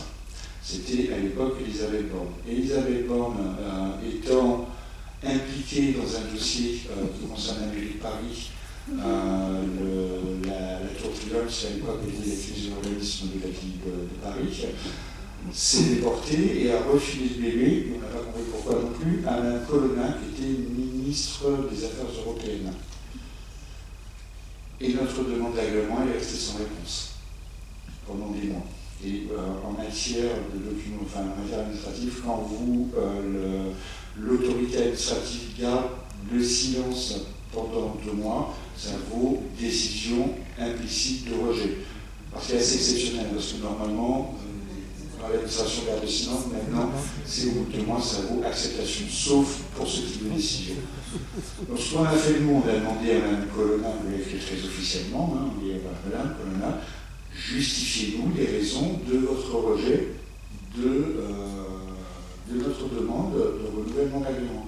Toujours pas de réponse, bien évidemment. Et là, on a intenté un recours en référé. Et en référé, le tribunal administratif a donné injonction à l'État, au ministère des Affaires étrangères, de nous répondre avec une astreinte de 1 500 € par jour. Chaque jour de retard pendant lequel ils ne nous répondaient pas sur les motifs qui avaient poussé à ne pas nous renouveler l'agrément, l'État avait versé 1 500 €. Et entre-temps, il est intervenu cette fameuse dissolution. Et le jour où Gabriel Attal a quitté Matignon, la dernière chose qu'il a fait, c'est avoir signé notre agrément. Pour se venger, on pense, d'Emmanuel Macron, qui, paraît-il, a appliqué une très très grosse colère contre son ex-premier ministre. Bon, aujourd'hui, on a l'agrément. On se fait beaucoup de soucis pour dans 2 ans, mais nous on souhaite qu'il y ait vraiment une réforme parce que ce que l'on a vu avec toute cette histoire, de ces rebondissements incroyables, parce que je vous assure qu'au conseil d'administration, au bureau et dans les groupes locaux, certaines fois on n'en dormait pas. Parce que le matin, on se réveillait à 6h du matin pour voir quel avait été le résultat de la décision du tribunal ou de la cour administrative d'appel ou du conseil d'État. C'était extrêmement difficile. Et puis dans la presse, on s'en prenait plein la figure aussi. Donc ce qu'on a constaté, c'est que cette histoire d'agrément, en fait, ça a été complètement politisé. C'est-à-dire qu'on ne voulait pas donner l'agrément, non pas parce qu'on ne respectait pas les 5 critères de l'agrément, mais parce qu'il y avait des raisons politiques derrière. On pense qu'il y avait l'affaire Alexis Colère. Il y avait eu l'affaire Dupond-Moretti. Il y a eu l'affaire Franck Riester, qui a été condamné très récemment pour plus motif de la condamnation en tête que Franck Riester, qui était ministre d'Emmanuel Macron. On a porté plainte contre lui pour, de mémoire, je crois que c'est favoritisme. Il a été condamné en appel, et c'est nous qui sommes à l'origine de la procédure. Donc je pense qu'il y avait là aussi un motif politique pour nous refuser l'agrément. C'est pour ça qu'aujourd'hui, avec Sherpa, avec Transparency International, nous demandons à ce que l'agrément soit délivré par une autorité administrative indépendante, non plus par un organe politique, mais par une autorité administrative indépendante, et de préférence par la HATVP, la Haute Autorité pour la Transparence de la vie politique. Merci. Non, très rapidement, je voudrais poser une question à monsieur. Si tout le monde est au courant concernant l'ancien président du département, donc vous, tout le monde, vous êtes dedans, pourquoi vous n'avez pas porté plainte ou s'il y a les faits, vous étiez au courant? Ma deuxième intervention, je suppose que vous avez lu Les Fossoyeurs de la République et Les Ogres de Castanet, un journaliste d'investigation. Est-ce que, où il y a des noms très connus dans notre région, est-ce que vous avez eu plus d'interpellations de l'association Anticor concernant la sortie de ces livres, ce qui s'est dit, que ce soit pour les EHPAD ou les crèches? Alors, pour les œuvres de l'ouvrage de M. Castanet sur les EHPAD, on a porté plainte. On a donné un prix l'année dernière, un prix éthique à Victor Castanet pour son ouvrage, et on a porté plainte. Et je ne sais pas si on s'est constitué partie civile, mais nous, je crois qu'on s'est constitué partie civile. Et pour les crèches privées, c'est en cours. Et oui, quand il y a des ouvrages comme ça qui sortent, oui, on voit ce que je vous disais tout à l'heure, beaucoup de nos affaires proviennent des médias, ça provient aussi des livres d'enquête, qui nous servent de base pour construire une procédure. Et une dernière chose, on a voulu faire voter à la majorité du conseil départemental l'adhésion aux valeurs d'Anticor. La majorité a voté contre.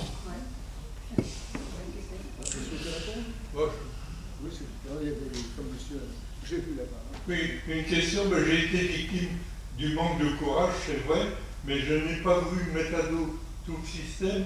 Moi, j'ai 97 ans. Alors, je n'étais plus en état de supporter ça. Le résultat, c'est que quand c'est sorti, vous voyez comme moi, l'affaire a été très politisée et j'avais peur de ça. C'est pour ça que je n'avais pas de raison que celui qui portait cette affaire. Mais tous les pompiers du département le savaient. Je souhaite répondre et intervenir suite à ce que vous venez de dire, monsieur. Je crois qu'on ne peut pas reprocher à nos concitoyens de ne pas agir, de ne pas porter plainte quand ils constatent des faits de corruption. Pourquoi? Parce que ça implique très souvent, ça peut impliquer la famille, ça peut avoir des conséquences extrêmement graves et dramatiques pour ces personnes. Je vous donne l'exemple de Mme Ouria Amor, qui était salariée aux AGS, qui a dénoncé ce qu'elle a vu, elle a porté plainte Madame Maria Hammer, elle a été licenciée dans des conditions extrêmement humiliantes. On s'en est pris à ses enfants, on s'en est pris à son mari, on s'en est pris à son domicile familial. Donc il ne faut pas avoir un jugement négatif sur les gens, sur les concitoyens qui voient des situations illicites mais qui n'osent pas y aller. Parce que ça peut être extrêmement lourd. Même nous, chez Anticor, on a une référente, par exemple, qui, il y a quelques années, son fils a été enlevé pendant une journée. Donc très récemment, j'étais à Cabourg pour la projection du film. Le référent du groupe local du 14 a organisé la projection du film Personne n'y comprend rien. Le lendemain, il a organisé la nuit des lanceurs d'alerte dans une discothèque. Et il est venu me voir, d'un regard ce que j'ai reçu chez moi de façon anonyme, il avait reçu 4 ceintures de sécurité. C'est ce genre de... Moi, j'ai reçu des cercueils, moi, on m'a piraté mon ordinateur portable. Donc ça demande quand même... je ne dis pas que je suis courageux, mais je sais, derrière je soutiens d'autres membres de l'association. Donc ça aide beaucoup. Mais s'il faut bien seul, c'est pas facile. C'était monsieur par rapport à ce qu'il avait dit, parce que tout le monde est au courant, je suis élu au département. Depuis un bon moment, et j'ai appris des choses que je ne savais pas. Et on en apprend tous les jours. Peut-être en complément de ça, à propos de vœu de voir moderniser la procédure d'agrément, et vous avez expliqué pourquoi, est-ce que vous ressentez une certaine appétence des parlementaires, peu importe le bord, pour prendre ce dossier et le regarder où plus ce sera tard, mieux ce sera, ou bien il serait prêt à se demander comment on pourrait faire autrement? Je vais faire un jugement personnel. Aujourd'hui, l'appétence de beaucoup de parlementaires, c'est de renverser le gouvernement, c'est de nous soutenir au pouvoir. C'est ce qu'on constate. Je me demande dans quelle mesure on pourra obtenir quelque chose avec l'actuelle Assemblée nationale. Et le suivant, vous croyez que ça ira mieux? On l'espère. On a des députés, nous avons des députés qui nous soutiennent, oui. Mais aujourd'hui, il y a tellement de divisions au sein de cette Assemblée nationale, d'enjeux politiciens, je ne sais pas si on peut obtenir quoi que ce soit. Non, on se bat pour essayer de changer les choses. Bon courage. Merci. Ça marche. Moi, la question que je me pose, c'est en fait, j'ai l'impression que les hommes politiques, les élus, peuvent être condamnés, mais l'inéligibilité n'est pas souvent prononcée. Et en fait, pour moi, ça encourage les autres à tenter leur chance, à essayer de gagner quelque chose pour eux, puisque... alors, est-ce que, à votre avis, si l'inéligibilité elle était systématique en cas de corruption, est-ce que ça freinerait la corruption? Alors, ce que vous soulevez là, c'est un point aussi sur lequel on travaille, sur lequel on s'interroge chez Anticor, c'est le sentiment d'impunité de la part des élus, qui va bien au-delà de la problématique de l'inéligibilité. C'est ce sentiment que les élus ont l'impression de bénéficier d'une totale impunité. Totale impunité, pourquoi? Premièrement, parce que quand un élu est mis en cause, les procédures sont extrêmement longues. L'élu a les moyens d'avoir un avocat, avec un gros cabinet d'avocats derrière, qui va être en mesure de faire traîner la procédure, de la faire traîner. Vous regardez la condamnation, par exemple, de Balkany, elle est intervenue très très très longtemps après les faits. C'est la même chose pour la condamnation de Nicolas Sarkozy dans l'affaire Bismuth. L'affaire Bismuth, de mémoire, je crois que ça date de 2007, 2008, enfin, si ma mémoire est bonne, et c'est intervenu l'année dernière. Donc, et l'autre phase de ce sentiment d'impunité, c'est que ils ne vont jamais en prison. Enfin, voilà. Personnellement, je suis contre la prison, je ne pense pas que ce soit une bonne chose. Mais demain, si vous voulez immobiliser dans la rue, on n'hésitera pas à vous y envoyer. En prison, il n'y a pas... En revanche, à l'élu, il y a beaucoup plus de réticence. Les élus ne vont pas en prison. S'il y avait la certitude d'une sanction pénale un peu plus dure, on va dire, peut-être qu'au final, les élus auraient un autre comportement. Quant à l'inéligibilité de droit aujourd'hui, normalement, dans les affaires de corruption, pour un atteinte à la probité publique, en cas d'infraction, l'inéligibilité, elle est automatique, sauf si le juge en décide autrement. Aujourd'hui, ce qu'on voit, c'est que les peines d'inéligibilité sont quasiment prononcées de façon quasi systématique. Regardez, pour Marine Le Pen, aujourd'hui il y a un grand débat, il y a un débat pour savoir, parce que Marine Le Pen le jugement, je crois, va arriver vers le 22 mars de son procès, et normalement, le juge, s'il la reconnaît coupable, devra prononcer l'inéligibilité automatiquement. Et normalement, les décisions pénales sont, même en première instance, depuis quelques années, sont exécutoires par provision. Ça sont immédiatement exécutoires. C'est-à-dire que dès que le juge de première instance va prononcer la peine, automatiquement, Marine Le Pen deviendra inéligible, même si elle fait appel. Aujourd'hui, il y a un débat au sein du Conseil constitutionnel, il y a un débat qui va bientôt être tranché par le Conseil constitutionnel parce qu'il y a une QPC qui sont prioritaires de constitutionnalité qui a été posée pour savoir si l'exécution provisoire des sanctions pénales n'est pas contraire à la Constitution. Donc ça, c'est un autre problème. Mais ce qui nous frappe, c'est que ces élus ont un véritable sentiment d'impunité. Je vais reprendre cet exemple dont je vous parlais tout à l'heure, sur l'affaire de la CENIM à Nîmes. L'affaire de la CENIM, c'était une société d'économie mixte, où on a constaté des délits de favoritisme, plusieurs infractions. L'instruction a duré 18 ans. Évidemment, au final, il y a eu beaucoup de faits qui étaient prescrits. Un autre procès qui s'appelait le procès des chaufferies de la Défense à Paris. La procédure a duré 20 ans. Tous les mis en cause étaient morts, il restait, je crois, 2 personnes qui avaient 98 ans. Quel est le sens d'une sanction pénale pour les personnes de 98 ans? Ça n'a plus beaucoup de sens. Juger les gens 20 ans après, ça n'a plus aucun sens. Et ces gens-là avaient les moyens de retarder les procédures, de les enliser. C'est la problématique aussi à laquelle nous, on est confrontés anticorps. Juste une précision, parmi les atteintes à la probité publique, il y a le délit de favoritisme aussi. Voilà. C'est d'attribuer les marchés publics sans respecter les règles de la commande publique, et notamment les règles de mise en concurrence. Oui. Dans le cas des parlementaires, il faudrait regarder comment on utilise l'immunité parlementaire, comment les partis donnent l'investiture aux gens qui seraient susceptibles d'être condamnés pour qu'ils ne puissent pas y être. Ou l'investiture européenne. La chose, il ne faut pas tomber non plus. Oui, mais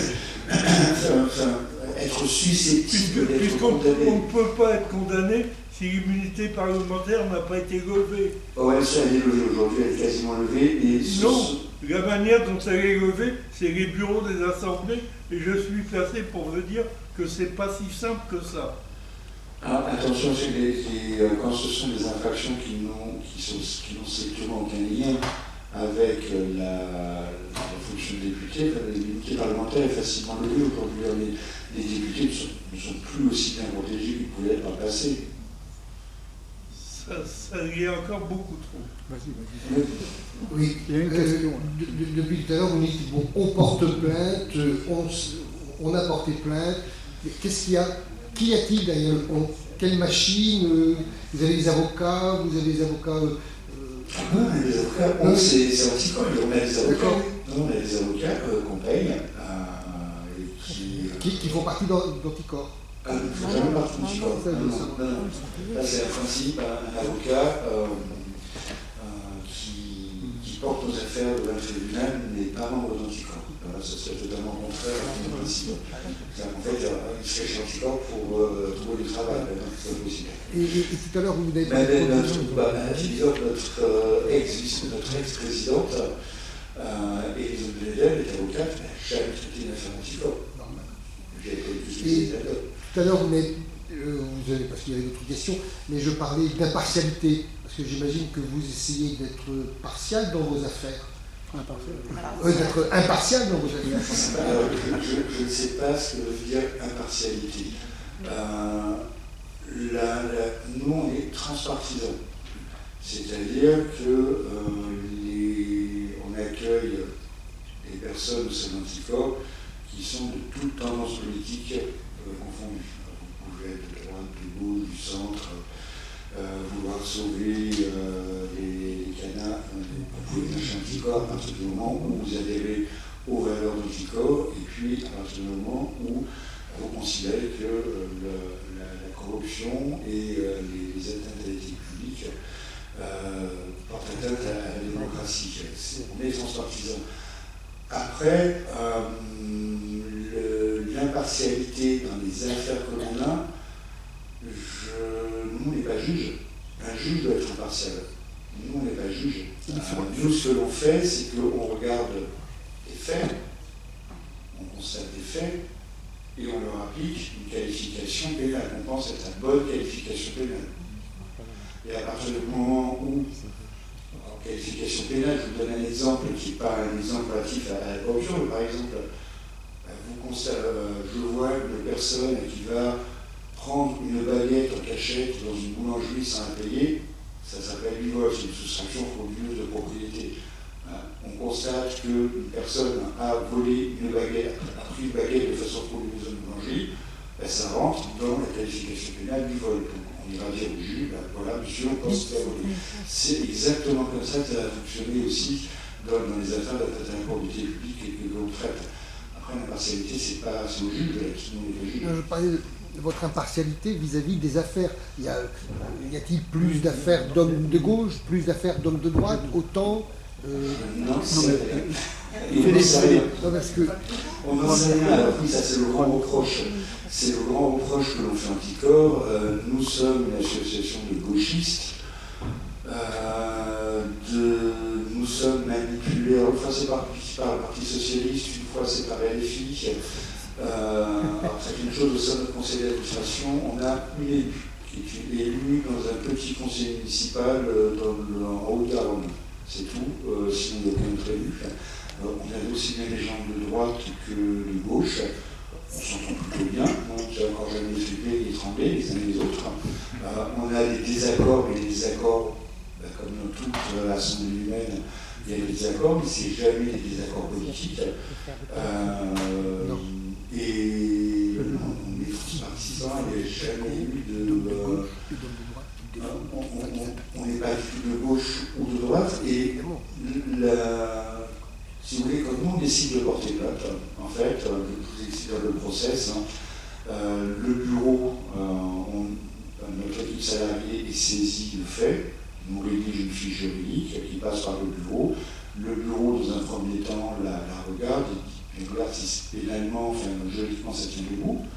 Ok, ça tient debout, et quand on transfère cette fiche juridique au conseil d'administration, il puisse prendre la décision.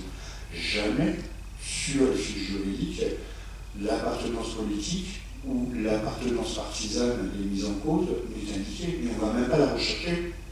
Parce que personnellement, je n'ai jamais à la rechercher quelle était l'identité politique de telle ou telle personne qui était poursuivie, en n'oubliant pas que la majorité de nos dossiers sont des majorités locaux, des dossiers locaux. On connaît Anticorps au travers de grands dossiers comme Sarkozy, comme Alexis Kohler, mais la très grande majorité de nos dossiers, ce sont des dossiers locaux au niveau des communes. C'est le maire qui, par exemple, a participé à une délibération à laquelle on lui a accordé un permis de construire. C'est ce genre de petites choses. Et on ne regarde pas l'appartenance politique, elle n'est jamais indiquée. Je reviens sur les sanctions pénales. On a pu remarquer que le port du bracelet électronique est devenu très tendance. Comment se fait-il que c'est assimilable à la prison ferme alors qu'il n'y a pas réellement de privation de liberté? Et les élus s'expriment de ça, donc je pense à qui ça. Parce que les peines de prison, je ne sais plus si c'est les peines de prison qui sont inférieures à 2 ans, je crois. On peut les faire avec le bracelet électronique. On peut les faire avec le bracelet électronique. Alors, c'est vrai que le bracelet électronique va peut-être devenir tendance. Comme vous savez, ça va être le cas en tout cas, puisqu'il est condamné à un an de prison ferme. Il faut faire attention, parce que le bracelet électronique, c'est quand même privation d'une certaine liberté. Oui, mais je rappelle qu'il y a quelqu'un qui s'est permis d'égorger des gens dans une église, il est sorti. C'était aux heures d'autorisation de sortir qu'il a égorgé les gens. Donc voilà quoi. C'est une personne sur des... mais pour les victimes, c'est pas drôle. C'est pas drôle pour les victimes, mais c'est une personne sur des milliers de personnes, des centaines de personnes qui portent un bracelet électronique. Donc l'utilité de l'enquête, quand on a condamné quelqu'un à 2 ans de prison, aujourd'hui on considère qu'une petite peine de prison, elle sera beaucoup plus efficace en matière de réinsertion pour un délinquant que de le mettre en prison. C'est Victor Hugo qui disait, la prison c'est l'école du crime. Malheureusement, après c'est un avis personnel, mon engagement anticorps, c'est mon analyse personnelle. Oui, le bracelet électronique, ça peut être un bon outil de réinsertion pour les délinquants. En revanche, la question est-ce qu'on ne va pas, pour certains politiques, prononcer plus facilement de petites peines de prison pour leur permettre de porter un bracelet électronique et d'échapper à la prison ferme. Je le répète, de tous nos élus qui ont été condamnés, le seul qui a fait de la prison, c'est Balkany, et qui en est sorti pour raison de santé. Et 2 jours après, il était en train de danser comme un fou au milieu des rues de Valois-Perret. Sur cette question justement des élus qui ne vont jamais en prison, il y a quand même 2 exemples un peu forts dans notre histoire, c'est Michel Noir et Alain Carignon, parce qu'ils ont fait des années de prison. Oui, mais c'est très ancien, ça a plus de 40 ans. Il y a plus de 40 ans de ça. Pourquoi il n'y en a plus aujourd'hui? Pardon? Pourquoi il n'y en a plus aujourd'hui? Il faut le demander au magistrat. Moi, je ne suis pas juge.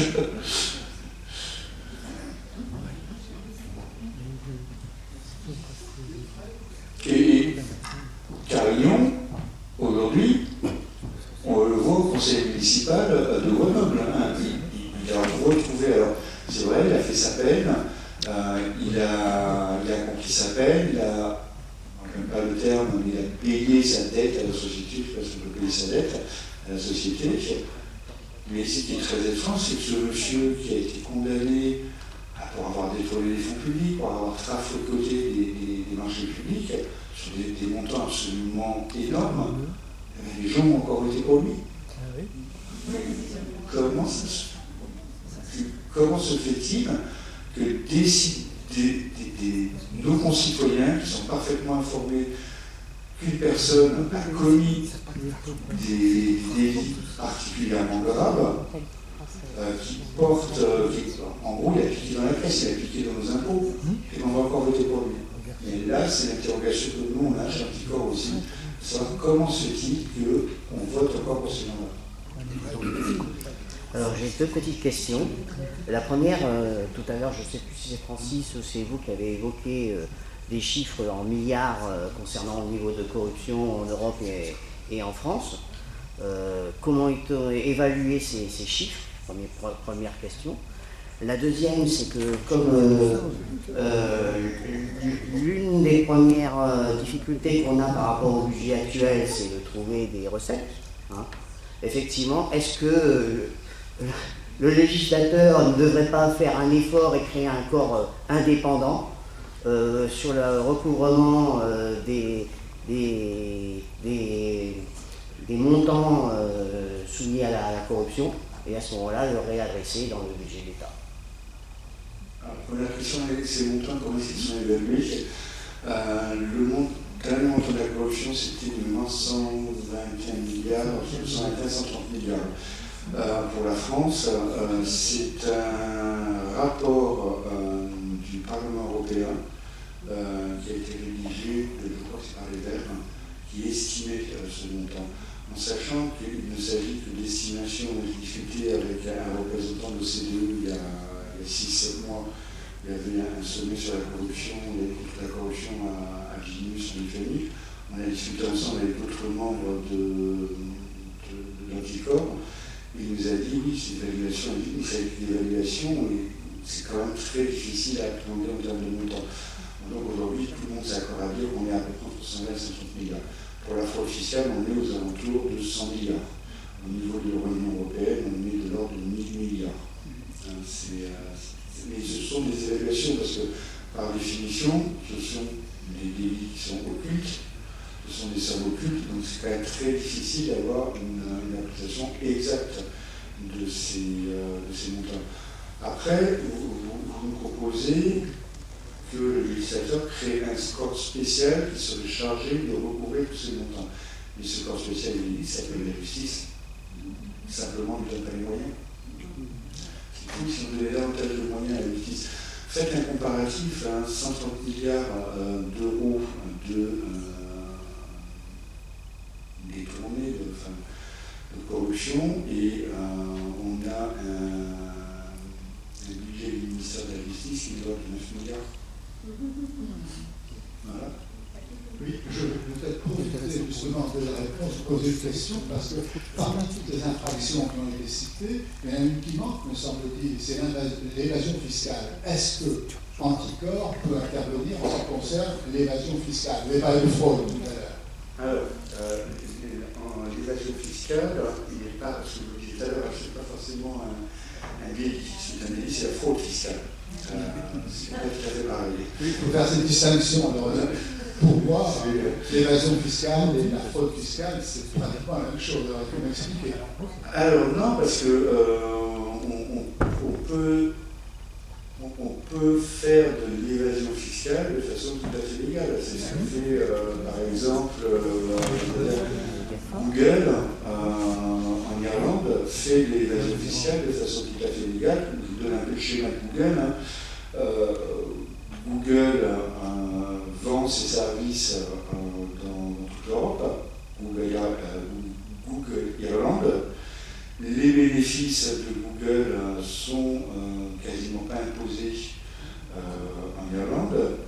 Et en revanche, pour rapatrier les fonds de Google sur Google, je ne sais plus ce que c'est que l'acronyme de la société, mais Google met ça, mais assez étrangement situé aux Vierges, et bien, normalement, il y a un impôt à payer en Irlande.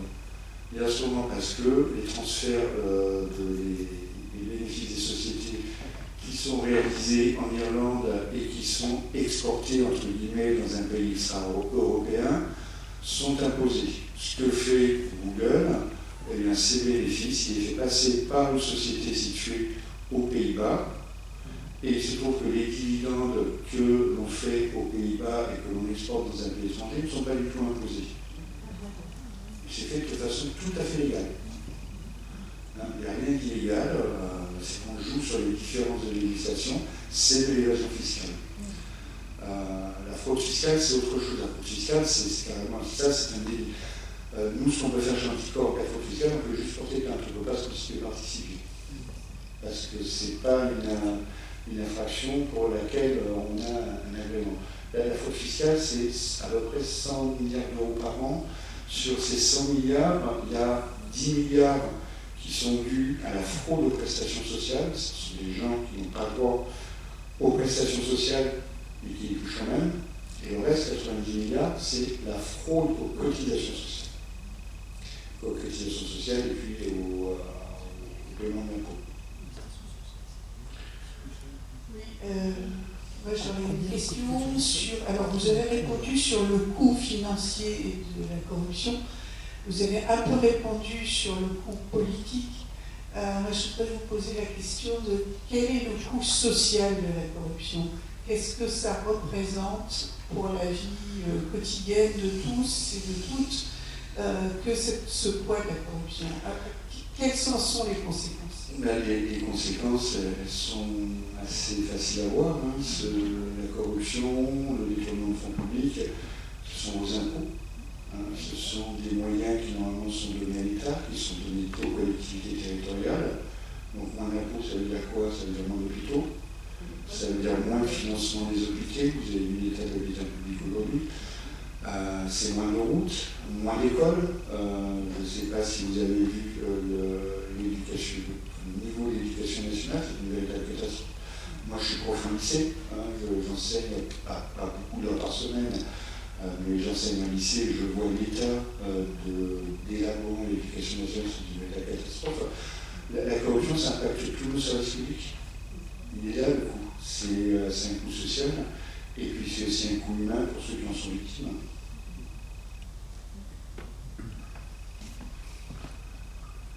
Alors, pour avoir voyagé dans des pays étrangers où la corruption est vraiment visible, les flics qui demandent des... Plus près, plus près. Non, il faut parler auprès du micro, voilà, comme ça. Il faut parler devant le micro. Est-ce que justement, le fait que ce ne soit pas aussi visible en France, que ce soit pas... ça touche les hautes sphères et concrètement, on ne le voit pas, on le sait maintenant parce qu'il y a beaucoup d'informations, mais on ne le voit pas au quotidien. Est-ce que dans l'association que vous avez parlé, là, où ça touche toutes les associations du monde entier qui luttent contre la corruption, est-ce que vous faites vous réfléchissez à cette différence-là entre la corruption de tous les jours, parce que les gens ils payent pour tout, pour avoir un papier, pour avoir un timbre, pour tout ils payent. Et c'est complètement inscrit et ça les choque pas non plus. Nous, on n'a pas cette sensation, on sait qu'il y a une corruption, mais que c'est toujours dans les hautes sphères et on n'est pas vraiment concerné. Et est-ce qu'il y a une réflexion autour de ça? Parce qu'il me semble que si on se rendait compte plus concrètement à quel point ça nous touche, par rapport à la question qui vient d'être posée, peut-être qu'on réagirait plus. Alors, c'est ce qu'on fait chez Anticorps, c'est ce que l'on fait chez Anticorps. On essaie d'éveiller nos concitoyens justement à tous ces dangers de la corruption. Ensuite, je dirais que considérer que la corruption, elle ne concerne que les hautes sphères, c'est pas l'appréhension que nous on en a chez Anticorps, parce qu'on est connu pour toutes ces grandes affaires. Mais beaucoup de nos affaires vont concerner des petites communes, des petits maires, oui, mais c'est des élus. Ou des fonctionnaires. C'est vrai que moi j'ai vécu quelques années en Afrique subsaharienne. Je me souviens très bien qu'il faut payer la police, pour sortir du pays, il faut payer la police, pour avoir n'importe quel service, il faut payer. Oui, c'est pas du tout le même niveau, effectivement, de corruption, mais il faut bien prendre conscience que même si la corruption concerne nos élus, ne concerne que les fonctionnaires, petit à petit, si on tolère ça, il va y avoir un phénomène d'accoutumance, il va y avoir un phénomène de, je n'ai pas le mot en tête, mais un phénomène d'extension, en fait. Vous voyez, c'est-à-dire que ça va faire un peu comme la mer, quand elle arrive sur la plage, elle s'étale à marée haute, vous voyez, et puis l'eau monte, quand la marée monte. Bien, la corruption, ça fait la même chose, c'est-à-dire que si on la tolère au niveau des élus, on la tolère après au niveau du maire, on va la tolérer au niveau du fonctionnaire, petit à petit, ça monte. Et c'est ce que nous, chez Anticorps, on essaie de se battre contre ça. Oui, je n'ai pas d'allusion pour certains pays où la corruption existe. J'ai connu ça, alors je ne vais pas le citer. Mais effectivement, on assiste à une dissolution du lien social. Effectivement, l'idée, c'est que chacun doit se débrouiller tout seul. C'est-à-dire, effectivement, aller payer, aller trouver tel policier, etc. Il n'y a plus l'idée d'un sens commun. Et c'est ça, et même de l'État. L'idée d'un État, ça n'existe pas du tout. Oui. Sur cette question et sur la machine infernale finalement. Comme vous l'avez dit, le coût social, c'est qu'il y a moins d'argent. Il y a moins d'argent pour payer les fonctionnaires. Bon, vous avez très bien parlé de l'école. Je vais prendre un autre exemple. Je vais prendre le système pénitentiaire où on embauche des jeunes Le niveau de qualification requis n'est pas très élevé. Donc on va les embaucher, je dirais, en baissant de plus en plus l'exigence. C'est quelque chose que je connais très bien parce que j'ai de la famille dans la pénitentiaire. Et on les paye très peu. Bon, d'accord, là on n'est plus catégorie C, on les a passés catégorie B. Mais en fait, ce sont des salaires absolument lamentables pour le travail qui leur est demandé, en regard de l'exigence justement de probité qui devrait être celle d'un surveillant de la pénitentiaire. Ils sont payés très peu et donc ils sont très facilement corruptibles. Et c'est quelque chose qui empire d'année en année, puisque maintenant on sait, d'ailleurs ça avait été publié dans la presse, le prix d'un téléphone portable, le prix, etc. Et effectivement, ça fonctionne, puisque on va embaucher les jeunes finalement avec de moins en moins d'exigence, puisque le salaire n'est pas en regard, et le salaire n'est pas en regard parce que l'argent qui devrait rémunérer les fonctionnaires part dans la corruption. J'avais aussi une remarque à faire, c'était le fait que, vous avez parlé des procureurs qui sont effectivement dépendants de la machine politique. À un moment donné, il était question de changer la Constitution. Je regrette beaucoup que nos élus n'en parlent absolument plus, sauf peut-être du 49.3, enfin, réformer, passer à une 6e République avec une réforme profonde de la Constitution, notamment du système des procureurs. On a quand même dans cette ville un procureur, de ce département, un procureur qui a poursuivi des syndicalistes pour avoir marqué au pochoir non à la retraite à 64 ans, avec une peinture lavable, et pour ça, il n'était pas débordé, le procureur. Là, il les a poursuivis, il a été débouté, il a fait appel, il a été redébouté. Mais là, il n'y avait pas de problème d'encombrement de la justice. La peinture lavable, c'est-à-dire qu'il n'a pas été possible de constater, puisque la peinture, c'était parti, les marques au pochoir. Si, c'est les non, non, bravo.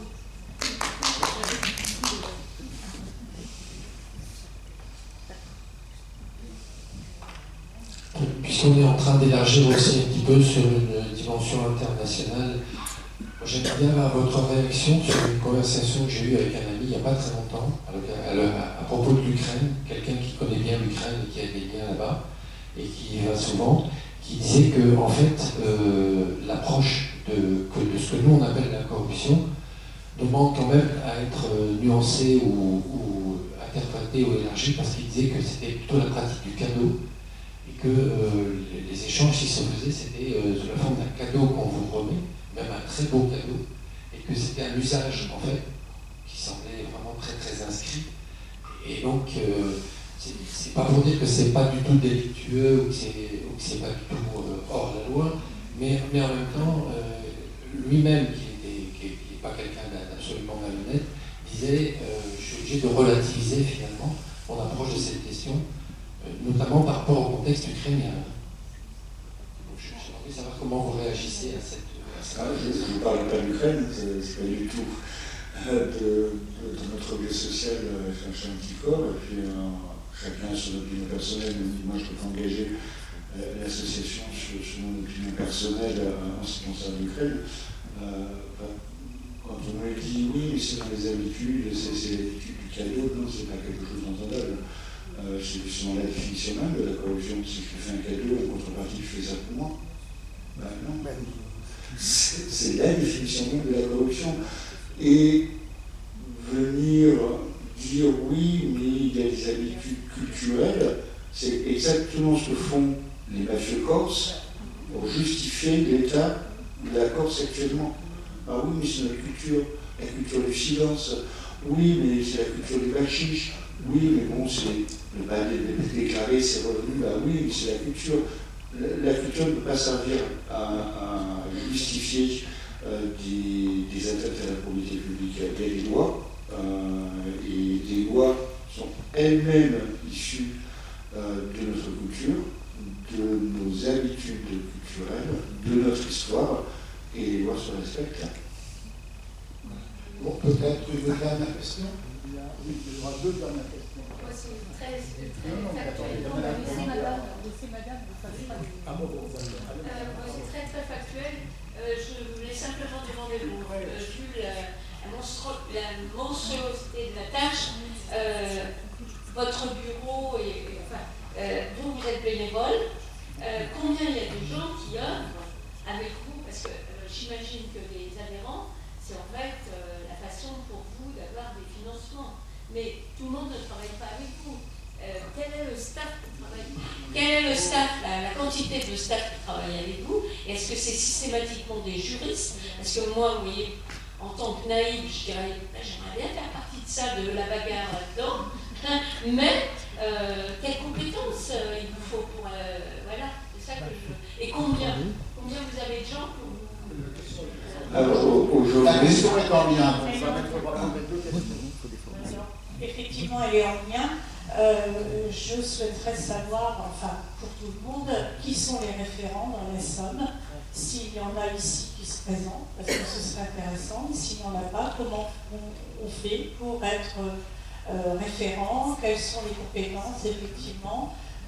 Comment on peut postuler? Voilà.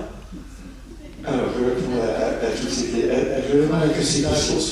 Concernant le staff,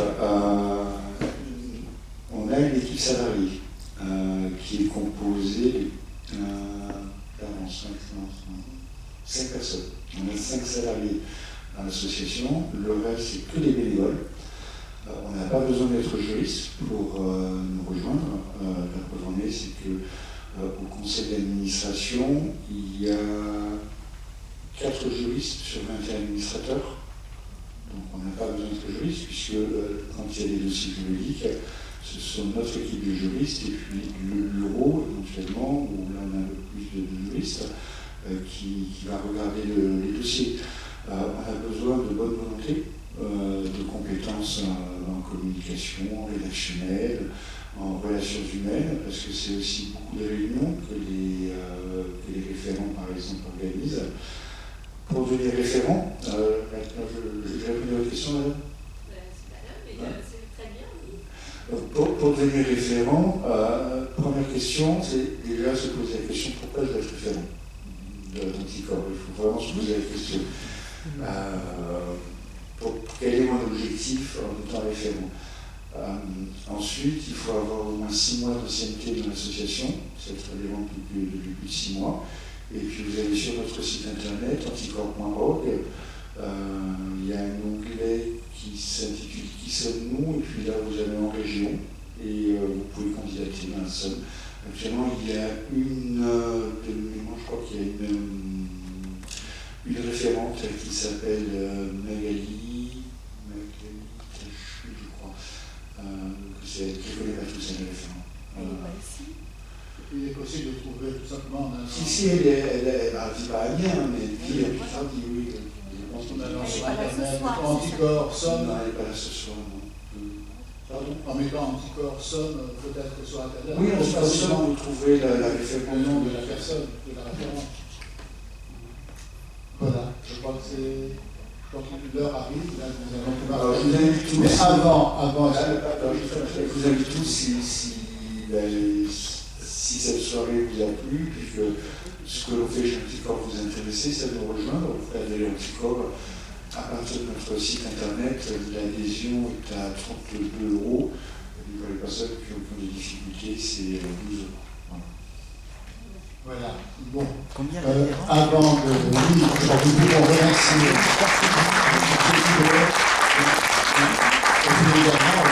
Je pourrais remarquer quand même aussi la qualité des débats, parce qu'il y a eu beaucoup de questions très intéressantes, donc je vous remercie également. Alors avant de nous quitter, je voudrais vous indiquer les prochaines rencontres de l'Université populaire d'Amiens. Alors la prochaine aura lieu très vite, puisqu'elle a lieu le 13 mars à 20h45.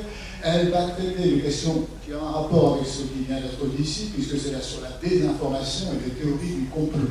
Bien.